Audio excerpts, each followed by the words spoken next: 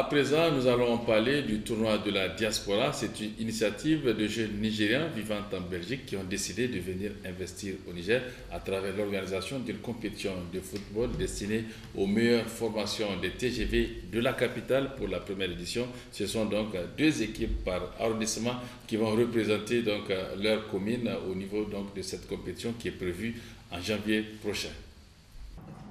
C'est en réponse à l'appel du président de la République, Mahamadou Issoufou, pour entreprendre au Niger que des jeunes Nigériens de la diaspora en Belgique, sous l'impulsion de l'ambassadeur du Niger en Belgique, Adamou Illo, ont décidé d'apporter leur contribution à l'édification d'un Niger émergent à travers l'organisation d'une compétition de football dont la première édition s'y déroulera à Niamey.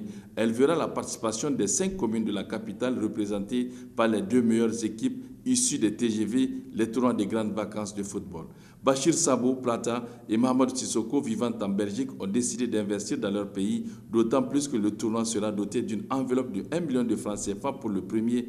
Toutes les équipes seront habillées et chaussées souk, sans compter que les 18 joueurs des 2 équipes finalistes bénéficieront du permis de conduire.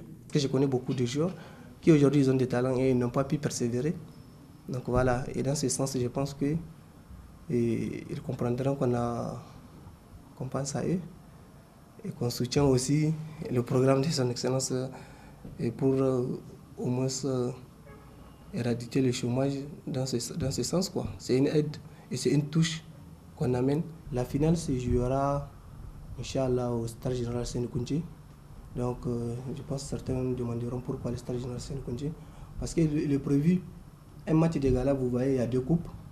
Une coupe pour le vainqueur et la seconde, c'est pour un match de gala qui est prévu entre les députés et les membres du gouvernement qui eux aussi seront habillés par les sponsors. Le directeur général des sports, Abdourachid Abdoulbaki, au nom du ministre des Sports, a accueilli favorablement cette initiative de la Coupe du Président. Il souhaite que la compétition soit pérennisée et qu'elle ait un caractère national. Cette initiative, disais-je, est très louable puisqu'elle permet en fait d'atteindre un double objectif. Un double objectif qui nous est très cher ici au niveau du ministère de la Jeunesse et des Sports, en ce sens que elle permettra de toucher un grand nombre de jeunes à travers une animation sportive d'une discipline qui est bien aimée par une bonne catégorie de jeunes. Ensuite, elle ouvrirait les portes aux lauréats donc, de cette compétition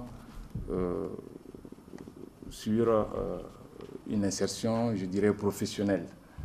Ceci également un des aspects qui tient à cœur le ministère de la Jeunesse et des Sports.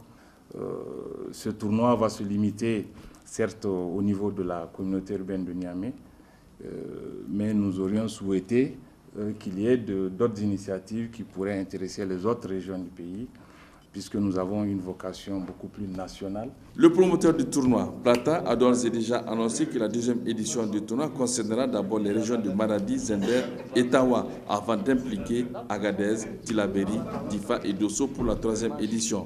L'ouverture du tournoi, prévue pour le 17 janvier, verra un match de gala entre les membres du gouvernement et les honorables députés.